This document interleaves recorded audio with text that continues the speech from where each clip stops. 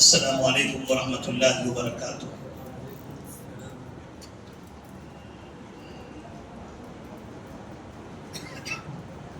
بسم اللہ الرحمن الرحیم، الحمد للہ رب العالمین، والصلاة والسلام علی رسولہ الامین وعلی آلہ وصحبہ اجمعین ومن تبعهم بإحسان إلى يوم الدین، اما بعد فأعوذ باللہ من الشیطان الرجیم، بسم اللہ الرحمن الرحیم۔ يسألونك عن الأنفال قل الأنفال لله والرسول۔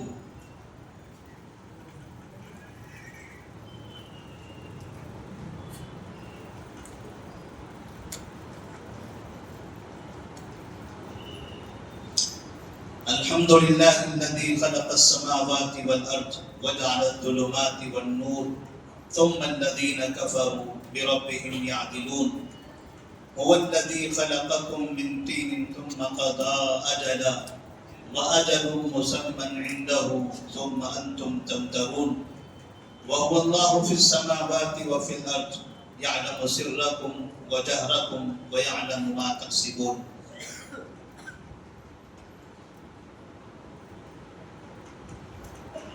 اللہ تبارک و تعالیٰ نے تراویح کے بعد کچھ دیر درس قرآن سننے کے لیے ہم کو بیٹھنے کی توفیق عطا فرمائی۔ ایک بڑی نعمت ہے، اللہ تبارک و تعالیٰ کا ہم اس پر شکر ادا کرتے ہیں، لیکن ساتھ میں ہم آپ تمام سے ایک درخواست بھی کرتے ہیں کہ اگر سامنے کی طرف آپ لوگ آ جائیں، کرسی والے بھی تھوڑا نزدیک آ جائیں، دیواروں کے سامنے یا دیواروں کو ٹیک لگا کر بیٹھنے کی ضرورت تو نہیں ہے، کیونکہ کرسیاں بھی ہیں، کرسی بھی تو ٹیک ہے۔ اس طرح سے اگر ہم بیٹھتے ہیں تو شاید یہ ہمارے لیے بہتر رہے گا۔ اس میں قرآن کا بھی احترام، علم کا بھی احترام اور اپنے آپ کا بھی احترام۔ یہ علم ہے اور علم کے لیے ادب ضروری ہے۔ نبی کریم صلی اللہ علیہ وسلم کے چچیرے بھائی عبداللہ بن عباس رضی اللہ تعالی عنہما ایک مرتبہ زید بن ثابت رضی اللہ تعالیٰ عنہ کی سواری کی لگام پکڑ کر نیچے چل رہے تھے۔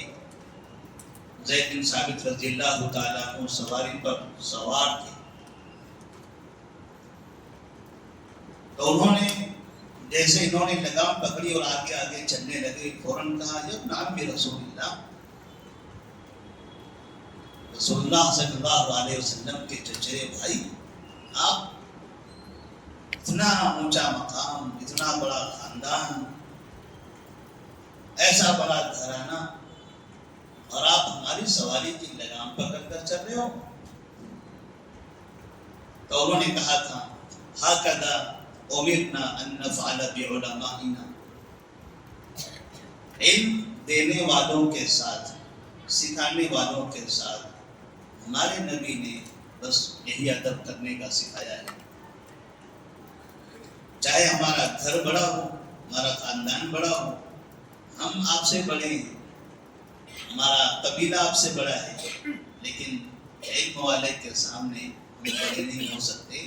ہمیں نبی نے یہی تعلیم دی ہے۔ اس لیے کہتے ہیں کہ جو شخص علم کا ادب کرتا ہے، اللہ تبارک و تعالیٰ اسے علم کا فائدہ پہنچاتا ہے۔ اب یہ منظر ہم دیکھیں اور تھوڑی دیر پہلے کا منظر دیکھیں، آپ کو بھی لگے گا کہ اس سے یہ بہتر ہے۔ اور الحمدللہ آپ کا تمام کا شکریہ کہ آپ نے ہماری آواز پر لبیک کہا۔ آج کے درس میں جو ہم نے سورہ انعام کی ابتدائی 2-3 آیتیں تلاوت کی ہیں، اس سورہ کی بڑی اہمیت ہے۔ اللہ تبارک و تعالیٰ نے اس سورہ کو ایک ہی رات میں ایک ہی مرتبہ میں مکمل نازل کر دیا تھا۔ کہتے ہیں کہ قرآن مجید کی جو صورتیں، جو آیتیں نازل ہوئی ہیں، کبھی 2 آیت، کبھی 1 آیت، کبھی چند آیتیں، بہت کم ایسا ہوا ہے کہ مکمل کی مکمل سورہ ایک ہی وقت میں نازل ہوئی۔ اور یہ سورہ، اس میں تقریباً 165 آیتیں ہیں، 150 سے زائد آیتیں ہیں، جن میں بہت سے مسائل کا ذکر ہے۔ اللہ تبارک و تعالیٰ نے رات کے وقت میں نازل کیا، ایسے وقت جب کہ آپ صلی اللہ علیہ وسلم سواری پر سوار تھے، اور ایک ہی وقت میں پورا کا پورا سورہ عطا فرمایا۔ اور کہتے ہیں جس وقت یہ سورہ نازل ہو رہی تھی، اس وقت 70,000 فرشتے 70,000 فرشتے اسے لے کر آ رہے تھے۔ جبرائیل علیہ السلام قرآن مجید لے کر اترتے تھے، لیکن اس سورہ کے نزول کے وقت میں جبرائیل علیہ السلام کے علاوہ 70,000 فرشتے آئے ہوئے تھے۔ کیا ہے ایسی بڑی بات اس سورہ کے اندر؟ اس سورہ کو ابتدا سے انتہا تک اگر پڑھا جائے تو اس میں ایک زندگی کی بڑی اہمیت کا یا بنیادی چیز کا ذکر ہے، اور وہ ہے توحید۔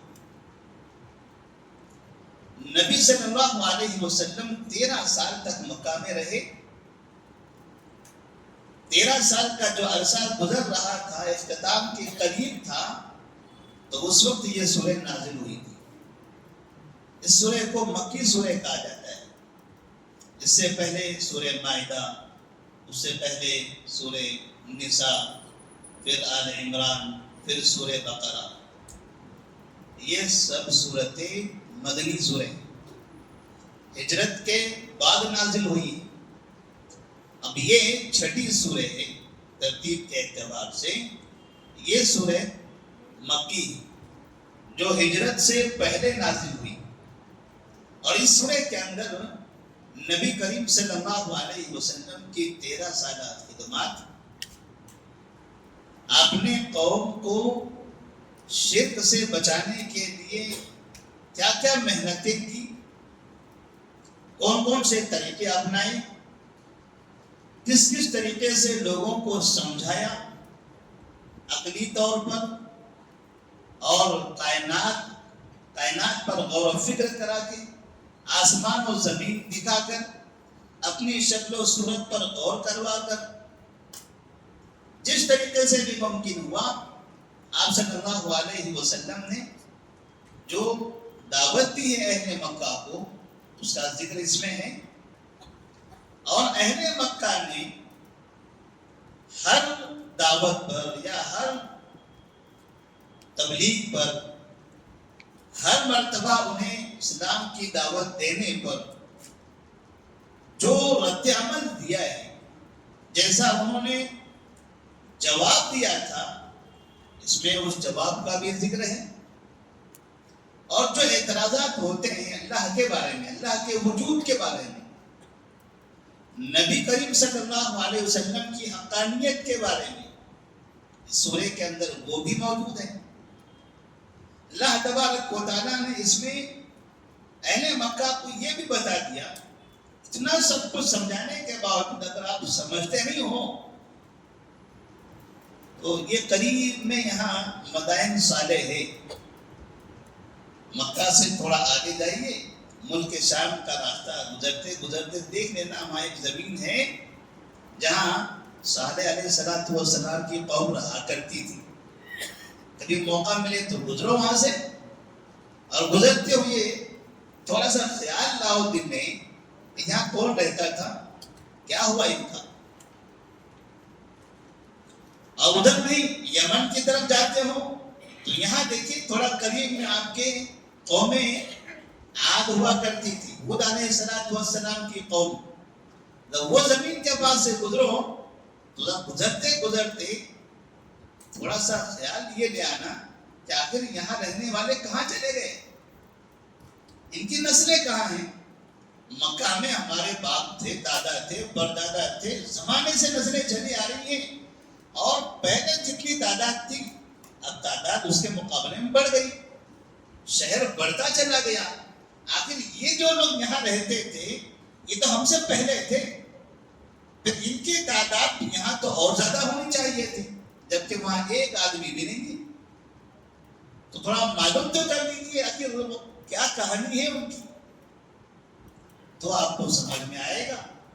اللہ تبارک و تعالیٰ نے پھر انہیں اس بارے میں غور و فکر کرنے کی تعلیم دی کہ یاد رکھنا وہ جو لوگ تھے وہ بھی تمہاری طرح تھے، ایسے ہمدردی، ایسے سرکشی، نہ ماننا، اعتراض کرنا، شکوک اور شبہات میں مبتلا رہنا، منمانی زندگی گزارنا، جانوروں کی پوجا کرنا، چاند اور ستارے اور سورج پتھر نہ جانے جتنی چیزیں ان کو نظر آتی تھی انہیں وہ اپنا خدا مان لیتے تھے، صرف نہیں مانتے تھے تو اللہ رب العالمین، اس کے علاوہ ہر چیز کو خدا ماننے تیار تھے، حتیٰ کہ اگر کوئی بھی چیز نہیں ملتی تھی انہیں تو جو سفر میں ستو لے کر چلتے تھے، پہلے ہمارے پاس بھی پہلے ستو کا استعمال ہوا کرتا تھا، بہت سے لوگ جانتے ہوں گے اس میں، جو ستو لے کر جاتے تھے اگر راستے میں کوئی خدا نہیں ملتا تھا پوجا کرنے کے لیے تو پانی ڈال کر وہ ستو کو اس کا پیڑا بنا دیتے تھے، اسی کو سامنے رکھ کر اسی کی عبادت کرنے لگتے تھے، جو عبادت ختم ہو جاتی تھی اسی کھا لیتے تھے۔ لیکن اللہ رب العالمین کو ہم معبود نہیں مانیں گے،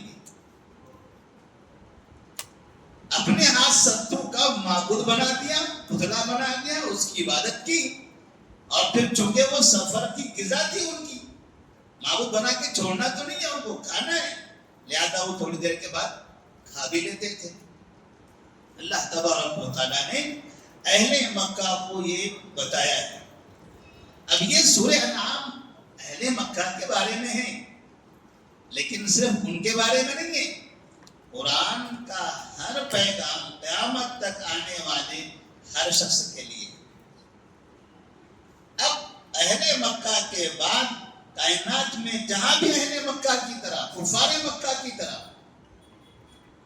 جو اللہ کے ماننے پر شبہ ظاہر کرتے ہیں، اللہ سے بغاوت کرتے ہیں، منمانی زندگی گزارنا چاہتے ہیں اور اللہ کو چھوڑ کر کسی اور کی عبادت کرتے ہیں، ان سب کے لیے سورۃ الانعام ایک نمونہ ہے، آئیڈیل ہے۔ تو اللہ تبارک و تعالیٰ نے اس میں بنیادی چیز توحید ذکر فرمائی ہے۔ کہتے ہیں تقریباً 50 آیتوں میں اللہ تبارک و تعالیٰ نے اس میں توحید کا ذکر کیا ہے، یعنی اس سورہ کا 30%۔ بعض مرتبہ لوگ پوچھتے ہیں، لوگ سوال کرتے ہیں، کیا ہمیشہ ہم لوگ توحید توحید توحید، جب دیکھو جب توحید توحید کی باتیں کرتے رہتے ہو، کچھ دوسرا ہے بھی نہیں آپ کے پاس؟ سلیبس میں اور بھی کوئی چیپٹر ہے کہ نہیں ہے؟ کیا بس خالی جہاں دیکھو جب صبح پڑھتا ہو توحید، صبح ہوئی توحید، شام ہوئی توحید، کہیں بھی جا رہے ہیں توحید کی دعوت دے رہے ہیں۔ سورۃ الفاتحہ کی پہلی آیت پڑھ لیجئے اور پڑھتے پڑھتے من الجنۃ والناس تک جائیے، صرف توحید ہی ملے گی، اور درمیان میں بہت سی چیزیں ہیں۔ توحید کی دعوت دینے والا شخص ایسا نہیں کہ توحید بولتا ہے اور توحید کے علاوہ کچھ بھی نہیں، توحید کے ساتھ ساتھ جو توحید پر قائم رہنے والا شخص ہے، جو توحید کی دعوت دینے والا شخص ہے، لازمی طور پر اتباع سنت اس کے جسم کے اندر، اس کے خون میں موجود رہے گی۔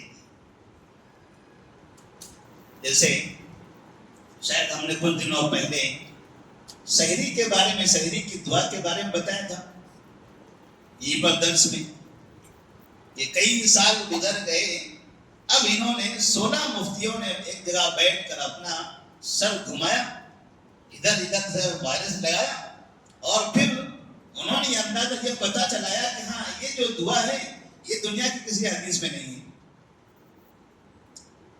ہم کہتے تھے کہ آپ کی کم سے کم 1,00,000 سے زیادہ کتابیں ہوں گی جو آپ کے بڑوں نے لکھی ہوئی ہیں، دنیا کے سارے مارکیٹ میں پھیلی ہوئی ہیں، اردو میں، عربی میں، فارسی میں، جہاں بھی روزوں کے مسائل کا ذکر ہے آپ نے یہ دعا لکھی ہوئی ہے کہ نویت ان اصوم غدا للہ تعالی من صوم رمضان۔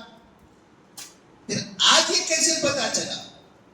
آپ سے بڑے جتنے 100 سال کی زندگیاں گزار کر جو علماء گئے ہیں انہوں نے بھی لکھا ہے، آپ کے استادوں نے لکھا، استادوں کے استادوں نے لکھا، ان کے استادوں نے لکھا، اتنے لوگ گزر گئے، بڑے بڑے جو بڑے ستون مانے جاتے تھے آپ کے مسلک کے، ان کو نہیں پتا چلا کہ یہ کسی بھی کتاب میں نہیں، تو لکھا کہاں سے آخر؟ اور آج آپ کی تحقیق کہاں سے؟ چیٹ جی پی ٹی سے معلوم پڑا آپ کو؟ یہی آئی والوں نے بتا دیا کہیں بھی نہیں ہے یہ۔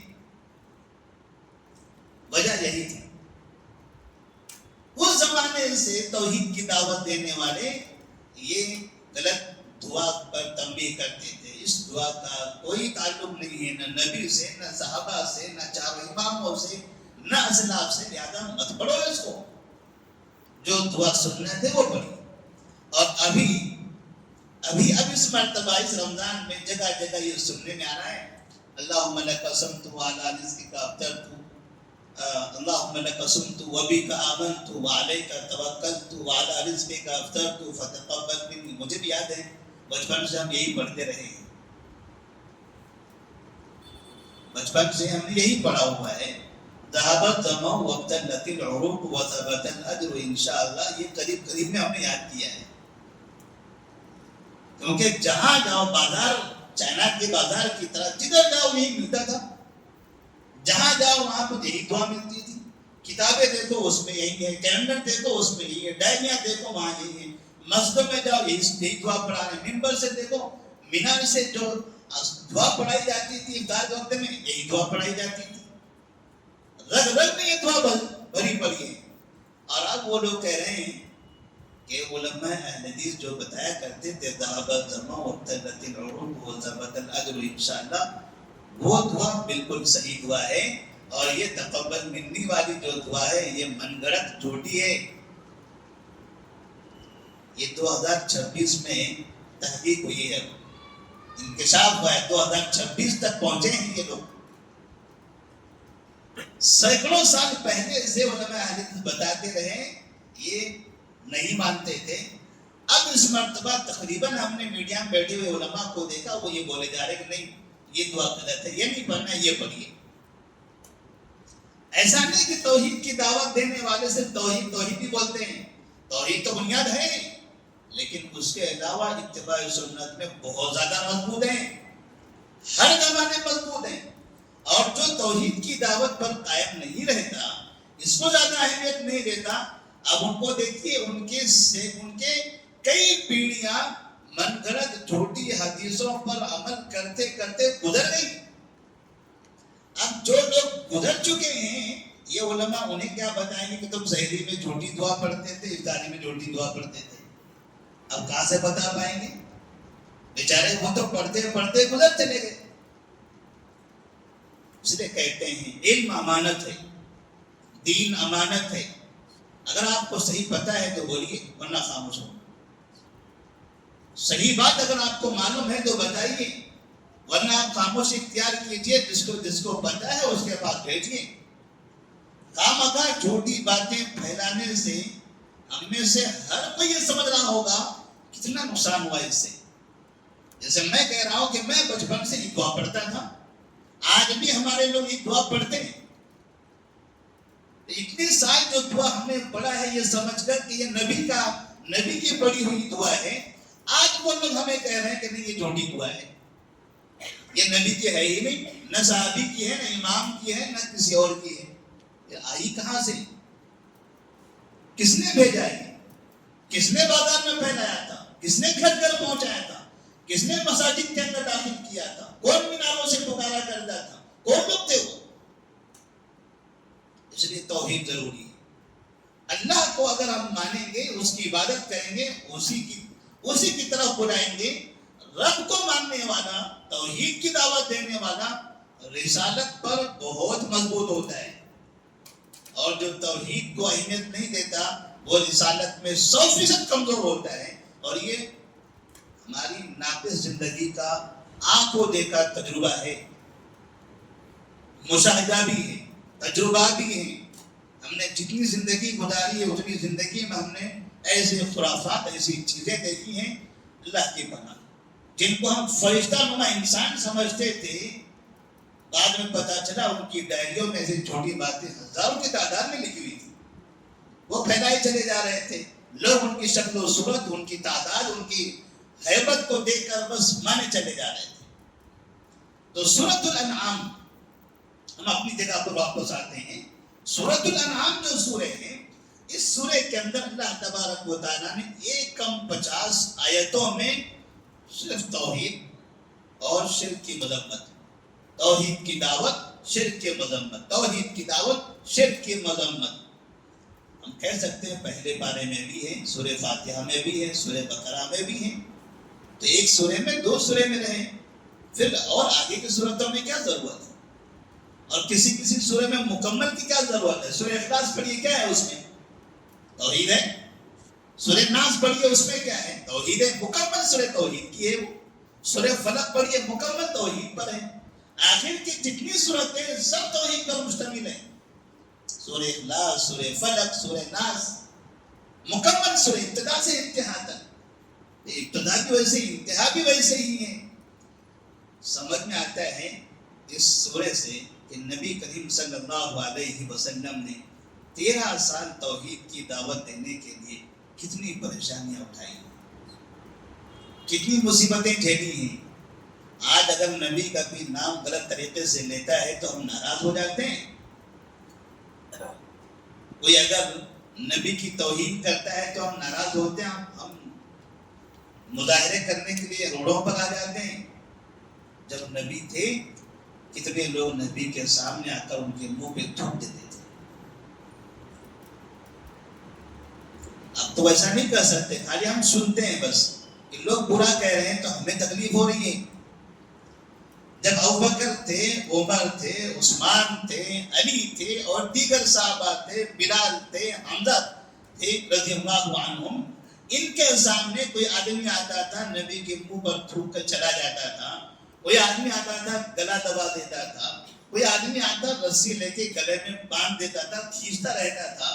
کوئی آدمی آتا نماز پڑھتے ہوئے گندگی ڈال دیتا تھا، نماز پڑھتے ہوئے پتھر لا کے سر پر پھینکنے کی کوشش کرتا تھا. آج ہم دیکھتے ہیں نا ایسے منظر کہیں کہیں نظر آ رہے ہیں، نماز پڑھنے والوں کو مار رہے ہیں. لوگ کہہ رہے ہیں دیکھو کیسا عالم ہو گیا. نبی کے ساتھ کعبے کے سامنے کفار مکہ یہ سب کر چکے ہیں، یہ سب کر چکے ہیں. نبی نماز پڑھ رہے ہیں اور عقبہ بن ابی معیط نامی شخص اونٹ کی اوجڑی جو اس کے پیٹ کے اندر کی گندگی ہوتی ہے، جس کو لوگ ذبح کرنے کے بعد وہ گندگی گندی جگہ پر پھینک دیتے ہیں، وہ پورا اٹھا کر لایا اس نے اور لا کے سیدھا نبی کے گردن پر ڈال دیا. نبی صلی اللہ علیہ وسلم سجدے میں اللہ کی تعریف میں مشغول ہیں اور سر پر گندگی ڈالی ہوئی. آپ اٹھنا چاہتے ہیں، اٹھا نہیں جاتا کیونکہ وہ بڑی سی چیز تھی، سر اٹھا نہیں جاتا تھا. اور وہ بازو میں کھڑے رہ کر دیکھ رہے ہیں کہ نبی کا سر نہیں اٹھ رہا ہے. اب یہ گندگی کے نیچے تڑپ رہے ہیں. اللہ کو سجدہ کرتے ہو ہمارے کعبے کے سامنے آ کر، مورتیوں کو چھوڑ کر اللہ کی عبادت کرتے ہو. لو مزہ چکو. آپ ہنس رہے ہیں، پیٹ پکڑ پکڑ کر ہنس رہے ہیں، زور زور سے ہنس رہے ہیں. ہنسنے والوں میں ابو جہل ہے، ہنسنے والوں میں ولید بن مغیرہ بھی ہیں، عقبہ بن ابی معیط بھی ہیں. بڑے بڑے سردار تھے. وہ چھوٹے بچے نہیں تھے ہمارا بچے، وہ اپنے قوم کے بزرگ لوگ تھے. 80 90 سال والی عمر کے لوگ تھے. وہ نوجوان بچے نہیں تھے جو ایسی حرکت کر رہے تھے، بڑے لوگ تھے جن کو پورا عرب بڑا مانتا تھا، ویسے لوگ تھے. وہ سامنے کھڑے ہنس رہے ہیں. ایک شخص جاتا ہے نبی کے گھر میں اور فاطمہ رضی اللہ تعالیٰ عنہ نبی کی بیٹی گھر میں موجود تھی. کہتا ہے دیکھو تمہارے بابا کے سر پر لوگوں نے گندگی ڈال دی ہے. فاطمہ رضی اللہ تعالیٰ عنہ دوڑتی ہوئی آتی ہیں اور کسی طرح سے اپنے معصوم ہاتھوں سے کھینچ کر آہستہ آہستہ اپنے والد کے سر کے اوپر سے گندگی ہٹا دی. نبی نے سر اٹھایا, دیکھا یہ سب ہنس رہے ہیں, یہ سب ہنس رہے ہیں. اللہم علیک بقریش, اللہم علیک بابی جہل, اللہم علیک بعقبہ بن ابی معیط, اللہم علیک بامیہ بن خلف. جتنے لوگ تھے ہر ایک کا نام لے کر آپ نے اللہ سے بد دعا فرمائی. اللہ دیکھ لے تو ان لوگوں کو, کسی کو تکلیف میں مبتلا کر کے پیٹ پکڑ کر ہنس رہے ہو, اس ہنسی کا نتیجہ تمہیں ملے گا. نبی صلی اللہ علیہ وسلم بد دعا کر رہے تھے, ان کی ہنسی بند ہو گئی, چہرے بدل گئے, بدن کانپنے لگا. وہ یہ سمجھ گئے کہ محمد آدمی سچا آدمی ہے, صادق ہے, امانت دار ہے, یہ جھوٹ بولتا نہیں ہے, یہ سچ بولنے والا آدمی ہے, اس کی زبان سے کبھی بری بات نکلی نہیں ہے. یہ اگر ہمارے بارے میں ایسی بات بول دی ہے, یہ ہو کر رہے گا, یہ ہو کر رہے گا. ساری زندگی وہ ڈرتے رہے کہ پتہ نہیں ہماری موت کب آنے والی ہے اور کب ہمارے ساتھ حادثہ ہوگا. مرتے دم تک ہر شخص اپنی موت کا انتظار کرتا رہتا تھا. ہر جگہ جانے سے ڈرتا تھا, گھر سے باہر نکلنے پہ ڈر لگتا تھا, پتہ نہیں کہاں کوئی مار دے گا, پتہ نہیں کہاں سے کون سا عذاب نازل ہو جائے گا. اور سب جنگ بدر کے اندر مار دیے گئے. ایسی مصیبتوں سے نبی کریم صلی اللہ علیہ وسلم نے جزیرے عرب کو شرک سے پاک کیا. 13 سال کی جو محنت ہے, اس سورہ کے اندر اللہ تبارک و تعالیٰ نے بڑی تفصیل کے ساتھ اسی کا ذکر کیا ہے. آیت یا سورت تو بہت بڑی ہے, اس میں بہت سی باتیں ہیں, ساری چیزیں بتائی نہیں جا سکتی. اور اس میں ایک خاص چیز ہے, مفسرین نے لکھا ہے کہ اس میں قل, جیسے قل هو اللہ احد, قل اعوذ برب الناس, قل یا ایھا الکافرون, قل اعوذ برب الفلق, 4 قل ہم کہتے ہیں نا, کہتے ہیں اس سورہ کے اندر قل ایسے تقریباً 44 سے 45 مرتبہ اللہ تبارک و تعالیٰ نے ذکر کیا ہے. قل سے, آیتوں کی ابتدا قل سے کی ہے. اے کہہ دو, اے محمد صلی اللہ علیہ وسلم آپ کہہ دیجیے, آپ بتائیے لوگوں کو. اور پھر اس کے بعد جواب میں ہوا وہ, آپ اللہ کے بارے میں بتائیے, ان سے پوچھئے آپ کو دنیا میں نجات دینے والا کون ہے. جواب ہوگا وہ اللہ رب العالمین ہے. آپ کو موت دینے والا کون ہے, پوچھئے ان سے موت دینے والا کون ہے. جواب ہوگا وہ اللہ رب العالمین ہے. قل, اور جواب میں ہوا. یعنی انسان بجائے ادھر ادھر کی دلیلیں دینے کے, آپ کی اپنی زندگی میں جو تجربہ ہے, جو مشاہدہ ہے, جو آپ جانتے ہیں, انہی کے بارے میں نبی نے پوچھا. بتائیے آسمان سے بارش کون نازل کرتا ہے؟ یہ آپ جو بتوں کو یہاں تراش کے بنائے ہوئے ہو, یہ نازل کر سکتے ہیں؟ آپ سفر میں ہو, بیمار ہو گئے, بتائیے آپ کی بیماری کو شفا کون دے گا, کون ختم کرے گا بیماری؟ آپ کہیں سمندر میں جا رہے ہو, کشتی ڈگمگانے لگے گی, بتائیے کون آپ کو بچائے گا؟ اس طرح سے جگہ جگہ اللہ تبارک و تعالیٰ نے نبی کریم صلی اللہ علیہ وسلم سے کہا کہ آپ ان سے پوچھئے تو وہ آپ کو جواب دیں گے. اسی طرح سے جب نبی صلی اللہ علیہ وسلم توحید کی دعوت دیتے تھے تو وہ لوگ نبی کی نبوت پر ہی اعتراض کرتے تھے. نبی کی نبوت پر ہی اعتراض کرتے تھے. آپ کیسے نبی ہوئے؟ آپ تو ہمارے درمیان کے ابھی بچے ہیں, آپ غریب باپ کے بیٹے ہیں, ہم مالدار لوگ ہیں, ہم سردار لوگ ہیں مکہ کے. اللہ کو اگر نبی بنانا ہوتا تو ہم میں جو سردار لوگ ہیں ان میں سے کسی کو بنا دیتا, مالدار کو, سردار کو بنا دیتا. اور اگر ہم نے تو کم سے کم فرشتے کو بھیج دیتا. ہم سے بڑا تو کوئی نہیں ہے, اگر ہے تو فرشتے بس, ہم اپنے سے بڑا تم کو کیسے مانے؟ نبی کریم صلی اللہ علیہ وسلم کی نبوت کا ہی وہ انکار کرتے تھے کہ ہم آپ کو نبی ماننے والے نہیں ہیں. اللہ نے فرمایا قل ای شیء اکبر شہادہ, قل اللہ شہید بینی و بینکم وأوحي إلي هذا القرآن لأنذركم به ومن بلغ أئنكم لتشهدون أن مع الله آلهة أخرى قل لا أشهد قل إنما هو إله واحد وإنني بريء مما تشركون. تمہیں گواہی چاہیے کہ میں نبی ہوں. اب میں تم میں سے کس کو گواہ بناؤں؟ گواہ میں اسی کو بناؤں گا جس نے مجھے نبی بنایا ہے. جس نے مجھے نبی بنایا ہے میں اسے گواہ بناؤں گا. اللہ ہی میرا گواہ ہے. اللہ نے مجھے بنایا ہے, اس نے مجھ پر نبوت نازل فرمائی ہے, اس نے مجھے رسول بنایا ہے, وہی سب سے بڑا گواہ ہے.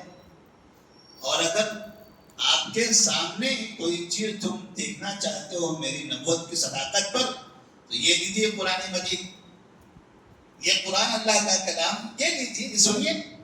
اب بتائیے اس طرح سے کلام تم پیش کر سکتے ہو, ایسا کلام تم لا سکتے ہو؟ اب بتائیے کلام کہاں کا ہوگا؟ کوئی دعویٰ کر سکتا ہے تم میں سے کہ تم میں سے کسی شخص نے یہ باتیں کہی ہیں, یہ آیتیں تمہاری ہیں, یہ جملے تم نے بنائے؟ کوئی بھی نہیں کر سکتا. یہ بھی ایک ثبوت ہے میرے پاس. نبی کریم صلی اللہ علیہ وسلم لوگوں کو سمجھاتے تھے, یہ سمجھاتے تھے کہ میں نبی ہوں. پہلے اپنا ثبوت پیش کرنا تھا کہ میں مجھ پر نبوت نازل ہوئی ہے. آپ کو صادق و امین تو پہلے سے مانتے ہی تھے, لیکن نبی بنائے جانے کے بعد وہ نبوت کا انکار کرتے تھے. تو آپ کو یہ بھی ثابت کرنا پڑتا تھا کہ میں نبی ہوں, پھر یہ ثابت کرنا پڑتا تھا کہ یہ قرآن اللہ کا کلام ہے, پھر یہ ثابت کرنا پڑتا تھا کہ اللہ ساری چیزوں کا خالق اور مالک ہے, وہی معبود ہے. وہ بھی ثابت کرنا تھا. پھر یہ بھی ثابت کرنا ہوتا تھا کہ میرے پاس جبرائیل علیہ السلام آتے ہیں, مجھ پر وحی نازل کرتے ہیں, لہٰذا میں تمہیں جو بول رہا ہوں یہ اللہ ہی کا پیغام ہے, میرے اپنے دل سے میں کچھ نہیں بول رہا ہوں. وما ينطق عن الهوى ان هو الا وحی یوحی. اب جب آپ بتاتے تھے, آپ سمجھاتے تھے, تو کفار مکہ کا طریقہ یہ ہوتا تھا کہ ہم مذاق اڑاتے تھے, ہنستے تھے. یہ دیکھو اللہ کو یہ غریب آدمی ملا, یہ دیکھو اللہ تعالیٰ کو یہ بکریاں چرانے والا ہی ملا ہے, یہ دیکھو یہ یتیم بچہ ہی ملا ہے نبی بنانے کے لیے. ان کو دیکھو یہ کہتے ہیں میرے پاس جبرائیل آتے ہیں. نبی کریم صلی اللہ علیہ وسلم کا نبی کے سامنے اس طرح سے مذاق اڑاتے تھے تو آپ کو تکلیف ہوتی تھی. آپ کو تکلیف ہوتی تھی. کیوں تکلیف ہوتی تھی؟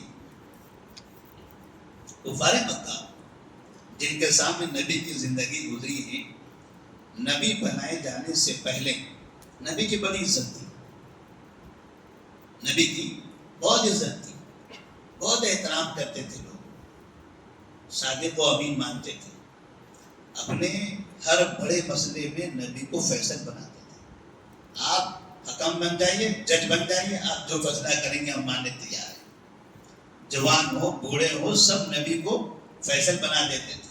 اتنا مقام تھا نبی کا. اور جیسے آپ پر نبوت نازل ہوئی, آپ نے دین کی دعوت دینا, توحید کی دعوت دینا شروع کر دیا, ساری چیزیں پلٹ گئی. پھر یہ کبھی مجنون کہتے تھے, کبھی جادوگر کہتے تھے, کبھی کاہن کہنے لگے, کبھی نجومی کہنے لگے, کبھی دیوانہ کہنے لگے, نہ جانے کیا کیا باتیں کہنے لگ گئے. تو نبی کو تکلیف ہوتی تھی. میں اچھی باتیں بتاتا ہوں, اللہ کا پیغام بتاتا ہوں, اللہ کی طرف بلاتا ہوں, یہ میرا مذاق اڑاتے ہیں. ہم سوچتے ہیں نا کبھی کہ ہم لوگوں کو توحید کی دعوت دیتے ہیں, لوگ کیا کرتے ہیں ہمارے ساتھ؟ مارتے بھی, مذاق بھی اڑاتے ہیں. آج دیکھو شرک کرنے والوں کے ہاتھوں میں سارا میڈیا ہے, وہ جیسے چاہے ویسے مذاق اڑائے جا رہے ہیں, جیسے چاہے ویسے مذاق اڑائے جا رہے ہیں. رفع الدین کے بارے میں جیسی باتیں کرتے ہیں, رفع الدین کے بارے میں, آمین کے بارے میں, سینے پر ہاتھ باندھنے کے بارے میں, ایسی چیزوں کے بارے میں کہتے ہیں یہ گھوڑوں کے جیسے ہاتھ اٹھاتے ہیں, گھوڑے کی دم جیسی ہوتی ہے ویسے اٹھاتے ہیں.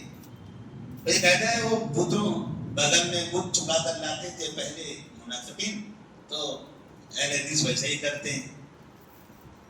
الگ الگ طرح سے جس کو جیسے آپ بولنے والے ہیں. یہ کوئی پانڈبے والے نہیں ہیں, یہ مفتی لوگ ہیں, اپنے قوم کے بڑے بڑے مفتی ہیں, فتوے دینے والے, منبر و محراب سنبھالنے والے لوگ ہیں, بڑے بڑے مدرسوں کے ذمہ دار ہیں, شیخ الحدیث ہیں. وہ لوگ بزرگ لوگ ہیں. وہ لوگ اس طرح سے مذاق اڑاتے ہیں عورتوں کے مساجد میں آنے کے بارے میں. ابھی کل کا جو جمعہ ہوا, یہ جو جمعہ گزرا ہے, حیدرآباد کے پرانے شہر کی ایک مسجد کے اندر ایک خطیب صاحب خطبہ دے رہے تھے. تو انہوں نے کہا کہ یہ اہل حدیثوں نے اپنی عورتوں کو آوارہ بنا دیا ہے. گھروں میں سکون نہیں ہوتا, بازاروں میں لے کے پھرتے, چلو یہ مسجد, چلو وہ مسجد, حرام ہے. لوگوں سے کہتے ہیں حرام ہے عورتوں کو مسجد میں لانا. جمعہ کے خطبے میں منبر پر بیٹھ کر وہ اس طرح سے اہل حدیث کے بارے میں, ان کی عورتوں کے بارے میں ایسی بات کہتے ہیں. کتنا بڑا الزام ہوتا ہے. کیا مسجد میں آنے والی عورتوں کو مسلمان آوارہ بنا رہے ہیں؟ اگر ان سے پوچھا جائے بتائیے نبی کی بیویاں نماز کہاں پڑھتی تھی, تو کیا جواب دیں گے؟ مسجد میں. صحابہ کی بیٹیاں کہاں پڑھتی تھی؟ مسجد میں. صحابہ کی بیویاں کہاں پڑھتی تھی؟ مسجد میں. ان کی مائیں کہاں پڑھتی تھی؟ مسجد میں.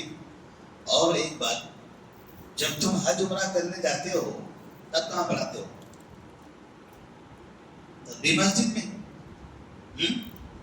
مسجد نبوی میں, کعبے میں, قبلتین میں, قباء میں, یہ مسجد وہ مسجد, ہر مسجد گھماتے ہو تم.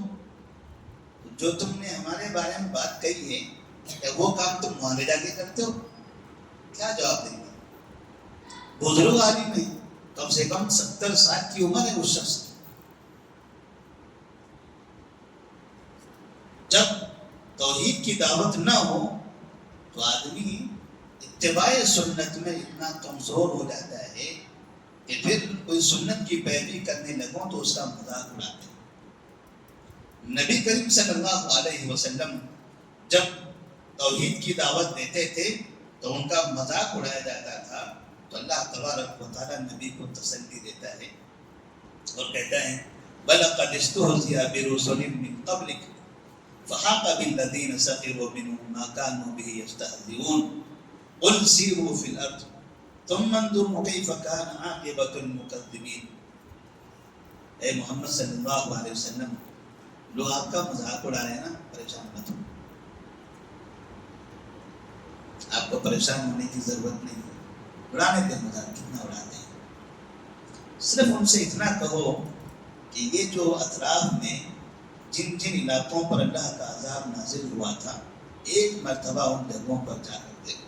قُلْ سِيرُوا فِي الْأَرْضِ ثُمَّ انظُرُوا كَيْفَ كَانَ عَاقِبَةُ الْمُكَذِّبِينَ. یہ سب اپنی نبیوں کا مذاق اڑا اڑا کر انہوں نے اپنی زندگیاں برباد کر دی. بس ان علاقوں میں جا کر دیکھ لیں, آپ کو اندازہ ہو جائے گا کہ نبیوں کا مذاق اڑانے والوں کا انجام کیا ہوتا ہے. نبی صلی اللہ علیہ وسلم سے پھر اللہ تبارک و تعالیٰ فرماتے ہیں وَلَقَدْ كُذِّبَتْ رُسُلٌ مِّن قَبْلِكَ فَصَبَرُوا عَلَىٰ مَا كُذِّبُوا وَأُوذُوا حَتَّىٰ أَتَاهُمْ نَصْرُنَا قَدْ نَعْلَمُ إِنَّهُ لَيَحْزُنُكَ الَّذِينَ يَقُولُونَ فَإِنَّهُمْ لَا يُكَذِّبُونَكَ وَلَكِنَّ الظَّالِمِينَ بِآيَاتِ اللَّهِ يَجْحَدُونَ. آپ سے پہلے بھی لوگوں پر نبیوں کا مذاق اڑایا گیا, ان لوگوں نے صبر کیا. وہ پہلے کے نبی آپ کے لیے آئیڈیل ہیں. آپ بھی نبی ہو, آپ ان انبیاء کی طرح آپ بھی اسی راستے پر چلو, آپ بھی صبر کر لو. نبی سے کہا جا رہا ہے صبر کرو, توحید کی دعوت دو گے, لوگ کئی طرح کی باتیں آپ کے خلاف کہیں گے, آپ کو صبر کرنا پڑے گا. اور پھر اللہ فرماتے ہیں إِنَّهُ لَيَحْزُنُكَ الَّذِينَ يَقُولُونَ. یہ جو باتیں کہتے ہیں آپ کو تکلیف ہوتی ہے, اس سے آپ کو غم لاحق ہوتا ہے, آپ کو پریشانی ہوتی ہے ان کی باتیں سننے پر. آخر انسان تو ہے نا, آدمی کتنا برداشت کرے, سنتے سنتے آدمی کو تکلیف تو ہوگی.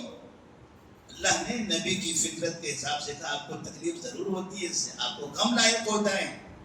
یہ چھوٹے بڑے درمیانی بوڑھے جس کو دیکھو اس کو سبھی مذاق اڑاتے ہیں میرا. تو کھلونا ہوں میں، تھوڑی تو عقل سے کام لیں، کچھ تو سمجھے. بچہ نہیں سمجھا، جوان تو سمجھے، جوان نہیں تو بزرگ آدمی تو سمجھے ہماری بات. کوئی سمجھنے تیار نہیں، سب ایک لائن سے مذاق اڑائے چلے جا رہے ہیں. ظاہر سی بات ہے سب مذاق اڑائیں گے تو آدمی کو تکلیف ہوگی. اللہ نے کہا انہم قد نعلم انه ليحزنك الذين يقولون كالذي يقولون فانهم لا يكذبونك ولكن الظالمين بآيات الله يجحدون. یہ جو انکار کر رہے ہیں یا آپ کو جھٹلا رہے ہیں، آپ کا مذاق اڑا رہے ہیں نا، اے محمد صلی اللہ علیہ وسلم یہ آپ کی شخصیت کا مذاق نہیں ہے، یہ آپ کی شخصیت کا مذاق نہیں ہے.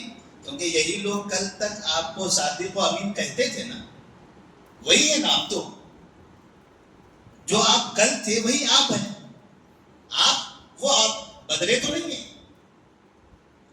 تو کل تک یہ آپ کی تعریف کرتے تھے اور آج آپ کی برائی کر رہے ہیں، آج آپ کا مذاق اڑا رہے ہیں. وجہ کیا ہے؟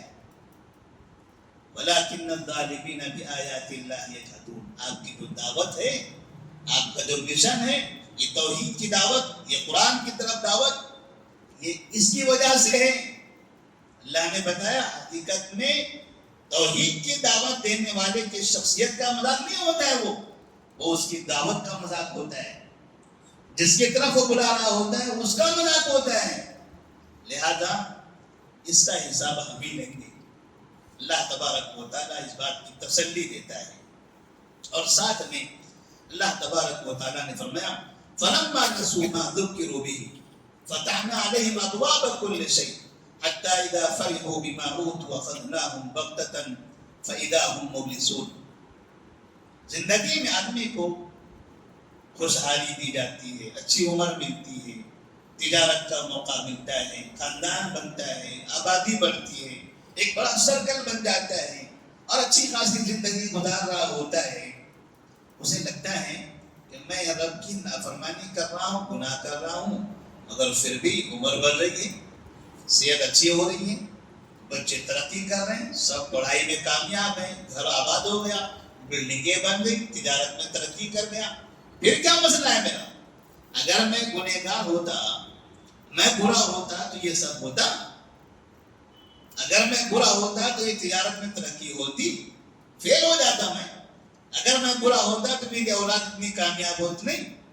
یہ جو کامیاب ہے اس کا مطلب میں صحیح ہوں. اللہ نے کہا لوگ ایسا سمجھتے ہیں دنیا کی جو ترقی ہے یہ حق کی دلیل نہیں ہے، یہ حق کی دلیل نہیں ہے. حَتَّى إِذَا فَرِحُوا بِمَا أُوتُوا أَخَذْنَاهُمْ بَغْتَةً فَإِذَا هُمْ مُبْلِسُونَ. اللہ نے فرمایا ہم دیتے ہیں، خوب دیتے ہیں، خوشحال زندگی دیتے ہیں، دولت دیتے ہیں اور عیش و آرام کی زندگی عطا کرتے ہیں، اور پھر حساب بھی لیتے رہتے ہیں، امتحان بھی لیتے ہیں. پھر ایک موقع آتا ہے ایسا پکڑتے ہیں کہ پھر تڑپنے کا موقع بھی نہیں ملتا. ساتھ میں اللہ تبارک و تعالیٰ نے ایک اور اہم بات توحید کی دعوت دینے والوں کو سمجھائی ہے کہ وَلَا تَسُبُّوا الَّذِينَ يَدْعُونَ مِن دُونِ اللَّهِ فَيَسُبُّوا اللَّهَ عَدْوًا بِغَيْرِ عِلْمٍ كَذَلِكَ زَيَّنَّا لِكُلِّ أُمَّةٍ عَمَلَهُمْ ثُمَّ إِلَىٰ رَبِّهِمْ مَرْجِعُهُمْ فَيُنَبِّئُهُم بِمَا كَانُوا يَعْمَلُونَ. آخری پیغام اس سورہ کا.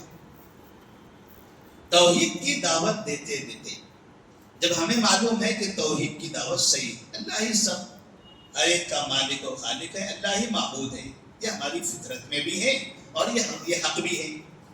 ہم جب لوگوں کو یہ بات بتا رہے ہوتے ہیں تو سامنے والے کبھی ہماری بات نہ مانتے ہوئے، اللہ کی طرف نہ آتے ہوئے، وہ جن کو مانتے ہیں ان کی تعریفیں کرتے ہیں، ان کے کرامات سناتے رہتے ہیں، ان کے معجزے بتاتے رہتے ہیں. جیسے ایک جگہ ہم نے دیکھا کوئی کہہ رہے تھے کہ یہاں یہ بابا کے پاس آؤ تو بچھو بھی یہاں پر ڈنگ نہیں مارتا، بچھو سے بھی آدمی کو بدن پہ زہر نہیں آتا، یہ بابا کی کرامت ہے. اور بچھو والے بابا ہی نام ہے اس کا، بابا کا نام بچھو والے بابا. تو لوگ وہاں پر ہاتھ میں بچھو لے کر بتاتے ہیں دیکھو یہاں کا بچھو آپ ہاتھ میں لو تو آپ کو ڈنگ نہیں مارے گا، زہر نہیں چڑھے گا، یہی بچھو باہر چلا جائے تو وہاں آپ کو ڈنگ مارتا ہے، زہر چڑھتا ہے۔ ایسے ایسے تماشے، ایسے ایسے معجزے کرامتوں کے نام سے دکھاتے ہیں اور لوگوں کو ادھر کھینچتے ہیں، ان چیزوں کی طرف کھینچتے ہیں، بجائے اللہ کی طرف بلانے کے کہ آپ کو پریشانی اللہ سے مانگو۔ کہتے نہیں یہاں آئیے، اس دربار میں جو آئے گا خالی ہاتھ نہیں جائے گا، اس کی کوئی مراد اس کی پوری نہ ہو، ایسا نہیں، اور ساری مرادیں یہاں پوری ہو جاتی ہیں۔ لوگ یہ بتانے کے لیے کئی طریقے کی کہانیاں کس سے بتاتے ہیں۔ تو کبھی ایسا ہوتا ہے کہ پھر ہم توحید کی دعوت دیتے ہوئے وہ جن کی طرف بلا رہے ہوتے ہیں ان کے خلاف ہوتے ہیں، تمہارے بابا ایسے ہیں، تمہارے فلاں ویسے ہیں، فلاں ویسے ہیں، ان کا نام برے طریقے سے ہم لیتے ہیں۔ اللہ نے کہا ایسا مت کرو، آپ کو اللہ کی طرف بلانا ہے، اللہ کی طرف بلاتے رہو، لیکن بدلے میں آپ وہ جن خداؤں کو مانتے ہیں، جن معبودوں کو مانتے ہیں، یا جن کے سامنے وہ سجدہ کر رہے ہوتے ہیں، ان کی توہین مت کرو، ان کو برا مت بولو۔ کیوں نہیں برا بولنا ہے؟ کیا وہ شرک نہیں ہے؟ کیا وہ جھوٹے معبود نہیں ہے؟ پھر برا کیوں نہیں بولنا ہے؟ وہ اس وجہ سے جیسا کہ نبی کریم صلی اللہ علیہ وسلم ایک مثال دیتے ہیں، آپ نے فرمایا من الکبائر ان یشتم الرجل والدیہ، قالوا یا رسول اللہ وهل یشتم الرجل والدیہ؟ قال نعم، یسب ابا الرجل ویشتم اباہ ویشتم امہ ویسب امہ۔ آپ نے کہا دیکھو بچوں اپنے ماں باپ کو گالیاں مت دو۔ لوگوں نے کہا یا رسول اللہ صلی اللہ علیہ وسلم یہ کیسے ہو سکتا ہے، مطلب بچے ماں باپ کو گالی کیوں دیں گے؟ اس زمانے میں یہ تعجب کی بات تھی، انہوں نے تعجب سے ظاہر کیا۔ آج کے زمانے میں دیکھتے ہیں بہت سے لوگ اس برائی کے اندر ملوث ہیں، تو کہا یہ کیسے ہو سکتا ہے کہ بچے ماں باپ کو گالی دیں گے، برا بولیں گے؟ تو آپ نے ایک مثال دی، آپ اپنے ماں باپ کو برا تو نہیں بولتے، لیکن آپ اس سے لڑائی ہو گئی، جھگڑا ہو گیا، آپ سامنے والے کے ماں کو گالی دے دیتے ہیں، جواب میں وہ کیا کرتے ہیں؟ ہماری ماں کو گالی دیتا ہے۔ ہم اس کے باپ کو گالی دیتے ہیں، جواب میں وہ ہمارے باپ کو گالی دیتا ہے۔ ہم اس کے خاندان کے بارے میں بولتے ہیں، جواب میں وہ ہمارے خاندان کو بولتا ہے۔ نبی نے کہا مطلب اس کا یہ ہوا کہ آپ اپنے ماں باپ اور خاندان کے کو گالی دینے کا سبب بنے، گویا کہ آپ نے خود اپنے ماں باپ کو گالی دیا۔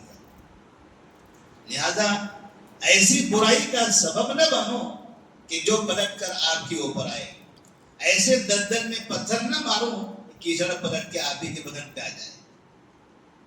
اگر آپ یہاں ان خداؤں کے بارے میں، ان معبودوں کے بارے میں برا بولو گے، پلٹ کر وہ کیا کریں گے؟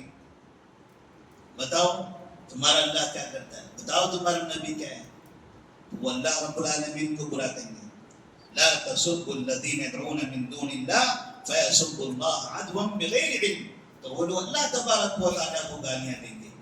اسی لیے توحید کی دعوت میں کبھی بھی ان کے معبودوں کو آپ کو برا نہیں بولنا ہے، آپ کو اپنی دعوت پیش کرنا ہے۔ دعوت پیش کرنے کے لیے کسی کو برا بولنا یہ ضروری نہیں ہے، کسی کو حقیر بتانا، کسی کو ذلیل دکھانا یہ ضروری نہیں ہے۔ آپ اپنے انداز سے آپ کی دعوت پیش کرتے جائیے، اس کا دماغ بنے گا، وہ خود بخود ان چیزوں کو چھوڑتا چلا جائے گا۔ اللہ تبارک و تعالیٰ سے دعا ہے کہ اللہ تبارک و تعالیٰ ہم تمام کو سورۃ الانعام کے اس پیغام کو یاد رکھنے اور توحید کی دعوت کو، اس مشن کو اپنی زندگی میں ہمیشہ جاری رکھنے، نافذ کرنے کی توفیق عطا فرمائے۔